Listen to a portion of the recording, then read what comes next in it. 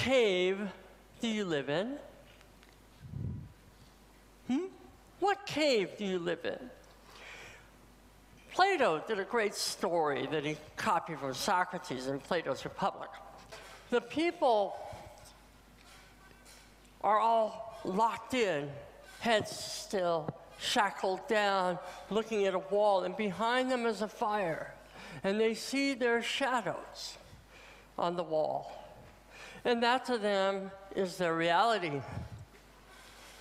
Well, somebody breaks free, goes out into the world, experiences, explores, learns the limits as well as the freedoms that that world brings, and goes back to the cave. And he tells them it's all an illusion, and they kill him. To me, all societies are basically caves. And it is our job as people, because we too are actual caves here in our minds. Our job in our lives is to break down those caves, to destroy them. And ultimately, you wind up with a cave like mine that is very beautiful, has no roof.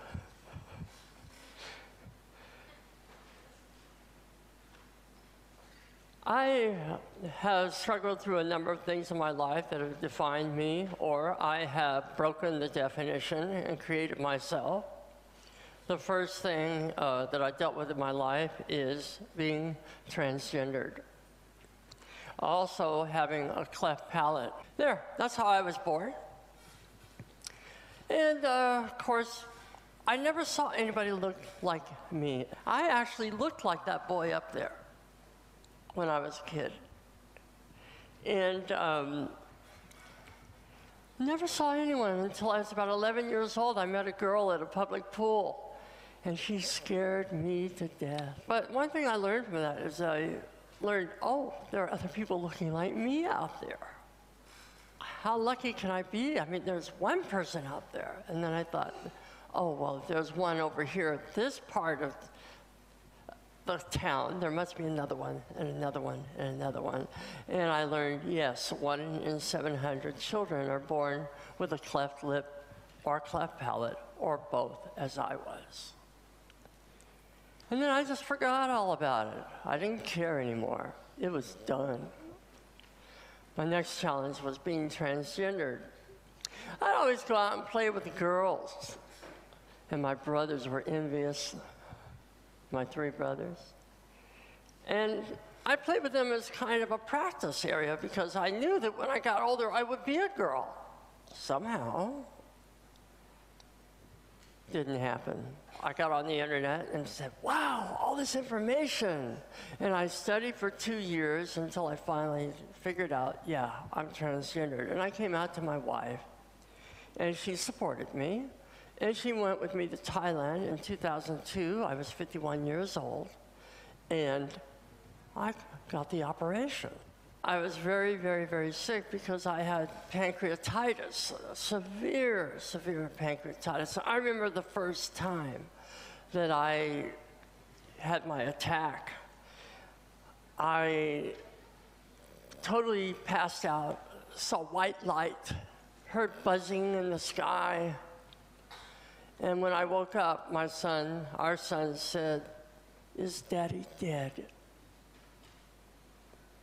I spent a year in the hospital, very, very, very sick.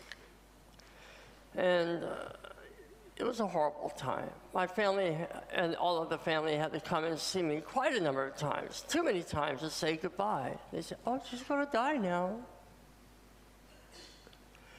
Then about the 10th month, my doctor came to me, my surgeon, and he said, "Look, Anyse, you know, if you don't have an operation, you're going to die." There were a whole bunch of other doctors and psychologists. They were there to help me for the bad news. And he said, "But we have an operation for you. And if you have it, you'll probably really die. 1 chance in 10,000 is all you've got." And I looked at him and I laughed. And I said, "Well, 1 in 10,000 is better than nothing." and I had the surgery. It was a horrible time, very difficult.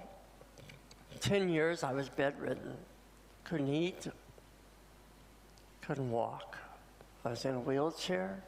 Everywhere I went, somebody took me there. All I had was my bed. And in that bed, I built a world of books, reading of art, studying Russian, tutoring people around the world on Skype, making many friends from this bed. And then in 2009, in January, my ex said goodbye. My wife left me, and I was alone, still bedridden.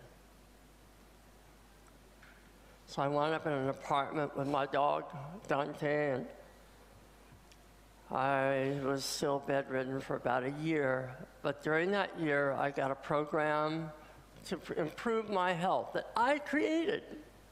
Again, I went beyond the limits of the doctors. They wouldn't do this for me. I had to fire 6 doctors to get this program, and that was just, believe it or not, give me water. Because I was spending 11 days in intensive care and 33 days out of the hospital. For 6 years, I did that. I didn't want to do it anymore. I said, this isn't going to work, or I'm going to get out of here. I even joined Hemlock Society and all that. Well, one of the doctors I finally got said, yeah, that's not unreasonable. And within a short time, I was getting healthier, stronger, and better. And instead of going to the hospital every 33 days and spending 11 days in, I was going there every few months until it got to 6 months. And then I just never went back. I was getting stronger, I was getting better. The next thing is, I obviously had to do something with my life. So I did the medical thing with getting water. The next one was getting medicinal marijuana, because I had no appetite. Best way to get munchies is ganja, yeah? So I got the ganja for 30 days. I only smoked it for 30 days. And I was getting up in the middle of the night and eating for the first time in 10 years.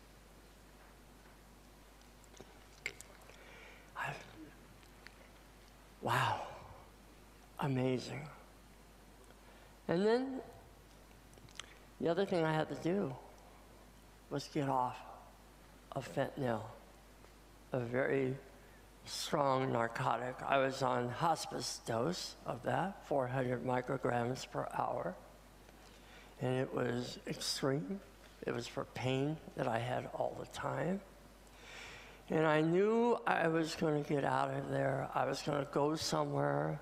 I was going to do something with my life and move on. And I was off of fentanyl in 90 days. And the beautiful part is when I was done, I had no pain.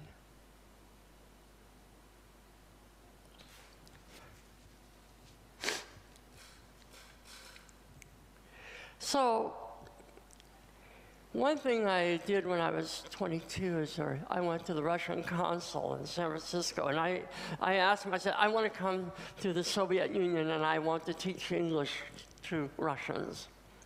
And they politely said thank you and showed me the door. I've always wanted to teach somewhere else in the world. Having my operation in Phuket in 2001, I liked Southeast Asia, and I decided I would come to Southeast Asia, and I'm going to get well. I'm going to eat well. I'm going to eat better. I'm going to do this and that. And the last thing I had to learn to do was to walk again. I could barely get to the bathroom. My first walk was to the post box, 40 feet outside my door and back. And when I got back to my room and collapsed from exhaustion, my head was boom, boom, boom. I thought it was going to explode. But I had a vision. I'm going to go to Southeast Asia to teach. And I worked at it. I added a half a block. a block, 2 blocks, 3 blocks, 4, all the way until I got to 100 blocks that I could walk, and my dog went with me on all of them. He's a healthy guy. So I got stronger. I paid for the airfare. I paid a one-way ticket to Thailand. Sold everything I had at home, almost. I also bought the class so I get my TEFL certificate, and I went to Thailand. On July the 11th, my dog and I got on a plane to fly to Phuket. And when that plane took off from San Francisco International Airport, the first thing that came to my lips was from Simon and Garfunkel's song, America. And we walked off to look for America. And then, as the plane was going higher, I said, goodbye, America. I'm never coming back.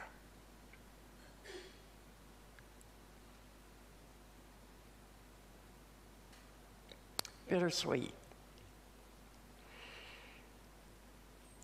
I got better. I took chances. When I got scared, I would do things like go to San Francisco and climb those hills, walk up those hills with this vertigo. Climb the hills of San Francisco. Very dangerous for me. I took a lot of chances to get better, to get healthier, to get here. And I made it. I didn't even tell any of my family I was leaving America. They didn't know where I was for 2 years. So I was in Bangkok, Phuket, so I got an offer to teach in Vietnam, and I thought, some of the people who helped me, you know, because I was sick, I had helpers who come to my house. They were Vietnamese, and they were crazy. They were weird, crazy people. And I get this offer to come to Vietnam, and I'm thinking, oh, the crazy Vietnamese people. So many of them, I guess. I don't know. Do I really want to live there? And I said, wait a minute. Why did you come to Southeast Asia? To experience new people, new places, new sights, eat good food, make friends, make money, which I don't have to anymore, and enjoy your life. I said, okay, I'm going to Vietnam. And here I am in Vietnam. I have met wonderful people here. I've fallen in love. I have many friends. When I need help, people help me. They're very kind. I am so fortunate. And the reason why is because I said I am not the boundary of my life. This body lying in bed can do much more. My mind can do much more. I had that dream from when I was very young. I was married all that time. Can't do that when you're married, right? And I did it because I went beyond limits. The limits that I had for so long. So what can I tell you except ask you again? What cave do you live in? And I tell you, go out, love, enjoy, read a good book, read a bad book, watch good and bad movies, make friends, enjoy your life, make a cake. So few Vietnamese people make cakes in their homes. I get to do that. Live, follow your bliss, do what makes you happy. Don't follow the rules. Don't follow the limits. Make your own. Create your own rules.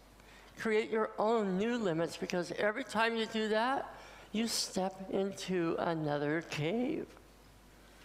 So I tell you, go for it. Live your life. Enjoy. Live life beyond limits. Go for it. Go for it. Go for it. Thank you.